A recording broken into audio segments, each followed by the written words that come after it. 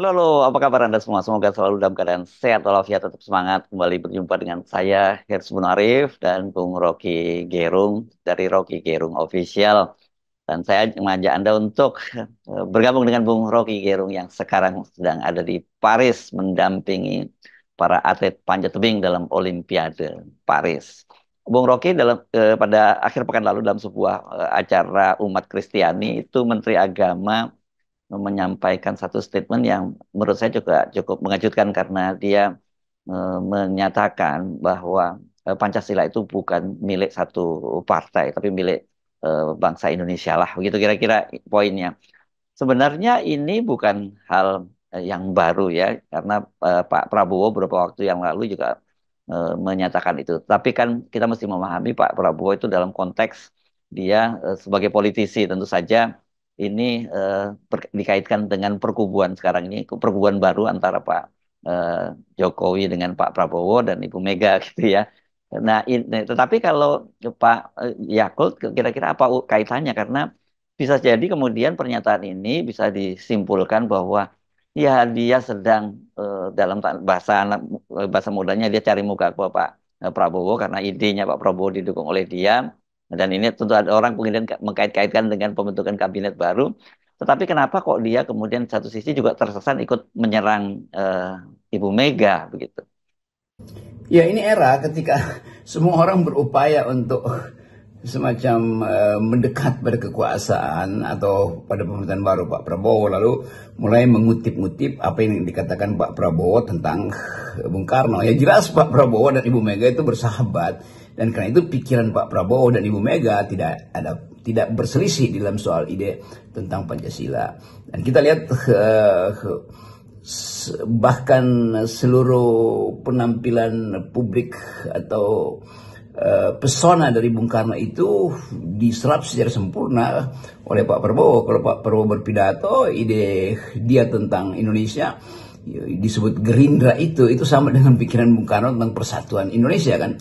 Jadi kemampuan Pak Prabowo untuk mengerti ideologi Pancasila itu ya tidak perlu diragukan. Apalagi Pak Prabowo datang dari tradisi militer yang memang memastikan bahwa Pancasila itu adalah satu-satunya dasar berfilsafat tentang negara tuh. Tetapi ada hal yang mungkin bisa kita mulai duga. Banyak orang yang hendak mendekat pada pemerintahan baru nanti, pemerintahan kabinet Pak Prabowo, dengan mengusung-usung Pancasila seolah-olah Pancasila itu harus dipastikan kembali sebagai milik bangsa. Ya nggak perlu begitu, karena dengan sendirinya Prabowo akan mengatakan Pancasila sama seperti yang dipikirkan Bung Karno, itu yang juga dipikirkan oleh Prabowo. Nah, kemampuan Prabowo untuk membuat Pancasila itu beredar sampai ke tingkat internasional, itu justru keunggulan Prabowo dibandingkan dengan Pak Jokowi. Pak Jokowi memang dia menghafal Pancasila, tetapi value atau nilai-nilai dasar tentang keadilan sosial, tentang kemanusiaan yang adil dan beradab, yang merupakan ide humanisme disebut internasional bahkan oleh Jokowi, itu kurang dipahami oleh Pak Jokowi. Jadi justru Pak Prabowo yang mampu untuk mengembangkan dimensi internasional dari ajaran Bung Karno itu, bukan Pak Jokowi, karena Pak Jokowi selalu gugup untuk masuk di dalam debat-debat ideologis, bahkan pikiran-pikiran filosofi di belakang 5 rumusan Pancasila itu.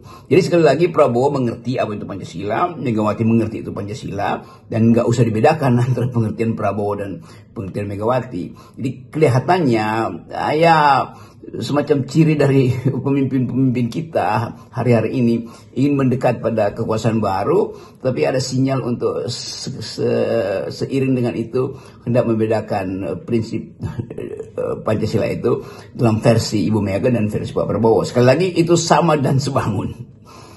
Sesungguhnya kalau dalam soal hubungan personal dan juga soal Pancasila dan kaitannya dengan Bung Karno ini, saya menangkap sebenarnya tidak ada yang berbeda antara Ibu Megawati dan Pak Prabowo gitu. Bahkan Pak Prabowo ini kalau kita lihat pakaiannya betul, seperti Anda katakan itu ya pakaiannya, retorikanya dan sebagainya ketika berpidato dan pilihan diksinya juga itu sebenarnya Pak Prabowo itu pasti mengidolakan Bung Karno ya. Dan kebetulan saja Bang Bung Karno ini kan bapak secara biologis Ibu Mega dan juga sekaligus bapak ideologis. Dan saya kira juga tidak salah kalau Pak Prabowo juga mengklaim bahwa Bung Karno itu adalah bapak biologis dari Pak Prabowo juga gitu.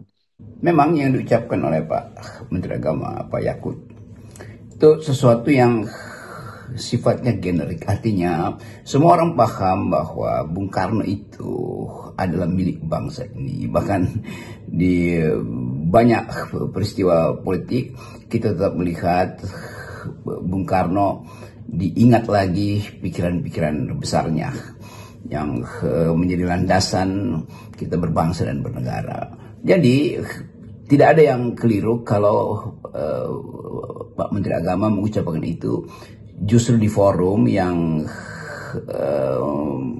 dimaksudkan untuk memberi perspektif bahwa Pancasila itu adalah milik semua warga negara, warga agama, warna etis, dan seterusnya.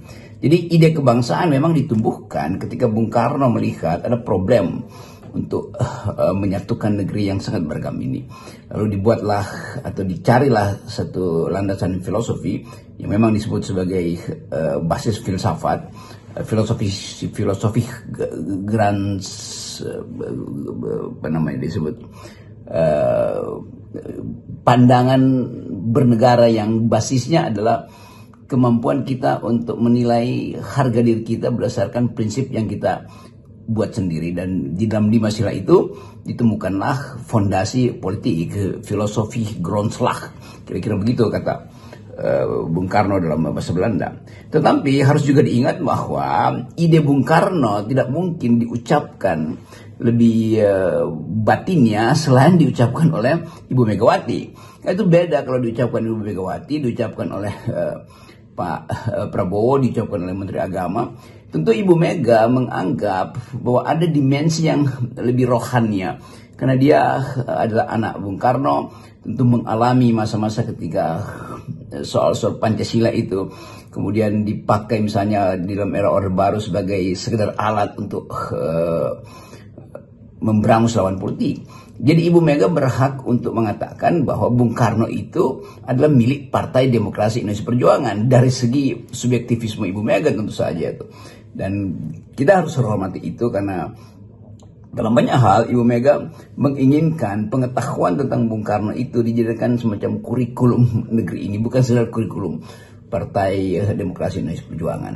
Nah, sekali lagi ide untuk menjadikan Bung Karno acuan moral dan atau acuan etika politik justru dimulai oleh prinsip Bung Karno supaya berani berdiri di atas kaki sendiri. Itu intinya tuh, bukan berdiri karena ditegakkan oleh kekuasaan modal atau kekuasaan oligarki atau kekuasaan pencitraan. Jadi sekali lagi kita mau lihat sebetulnya otentisitas itu justru ada karena secara batinia Ibu Mega mengenal dengan baik sejarah Pancasila atau sejarah pikiran-pikiran Bung Karno.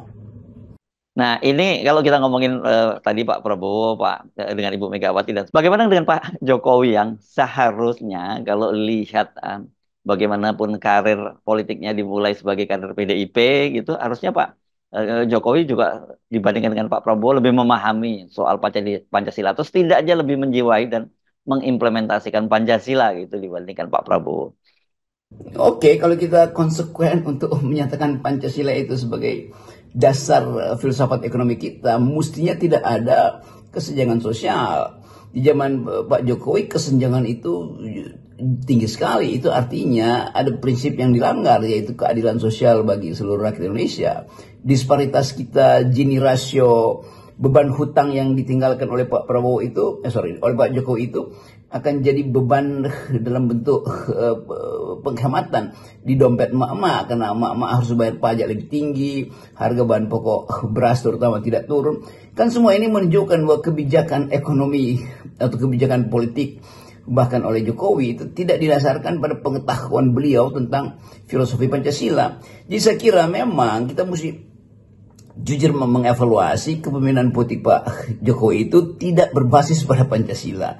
Kalau disebut sebagai sila-sila dasarnya itu, misalnya sila keempat, kerekatan yang dipimpin itu tidak kita temukan. Karena yang kita temukan adalah upaya Pak Jokowi untuk menjadikan demokrasi itu sekedar berguna untuk tempat beternak politik dan terutama bagi anak cucunya kan. Nah, kemampuan-kemampuan ini yang akan menghalangi kita untuk menghargai Pancasila sebagai dimensi kemanusiaan yang adil dan beradab, dimensi keadilan sosial bagi seluruh rakyat Indonesia tuh. Dalam soal Papua misalnya, mungkin lebih tepat mempromosikan lebih dahulu dimensi kemanusiaan yang adil dan beradab sebelum dimensi persatuan Indonesia.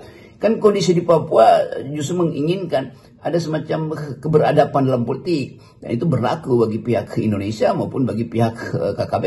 Dan sekali lagi kemampuan kita untuk mengingat value negeri ini dimulai dari kepastian kita untuk menghasilkan ide-ide besar atau dimensi internasional dari doktrin Pancasila itu atau dari filsafat Pancasila itu, yaitu kemanusiaan yang adil dan beradab dan keadilan sosial bagi seluruh rakyat Indonesia. Nah, rakyat Indonesia ada dalam sentimen-sentimen rasial, sentimen-sentimen etis yang basisnya adalah ketidakadilan sosial. Jadi kita hendak pulihkan itu untuk memuliakan pikiran-pikiran bermutu dari Bung Karno. Dan sekali lagi kesempatan semacam ini justru tempat generasi baru dan muda Indonesia untuk memikirkan ulang bagaimana Bung Karno menghidupkan ide tentang kesosialan manusia, atau sebut aja sebetulnya ide tentang sosialisme. Sila kelima itu ide sosialisme. Sila kedua itu adalah idenya kemanusiaan yang adil dan beradab, artinya ide hak asasi manusia itu. Jadi melekat di dalam sejarah bangsa ini juga adalah perjalanan untuk menafsirkan Pancasila di dalam kondisi dunia hari ini, dunia yang mengalami ketegangan politik, ketegangan militer, ketegangan ideologi. Dan kalau kita ucapkan Pancasila, maka kita ucapkan sesuatu yang memungkinkan bangsa-bangsa lain menilai bahwa Indonesia punya semacam political filosofi yang basisnya adalah humanisme internasional dan prinsip-prinsip sosialisme. Baik, terima kasih Bung Rocky. Saya kira nggak kaget ya kalau di ini menjelang pembentukan kabinet itu kemudian banyak orang yang merapat atau setidaknya gitu ya menyanjung Pak Prabowo atau mencari muka ke Pak Prabowo, ya siapa tahu nantinya itu masuk dalam kabinet ya, ikut terbawa dalam kabinet. Saya sebenarnya sampai ketemu lagi 0%. Ya, salam akal sehat.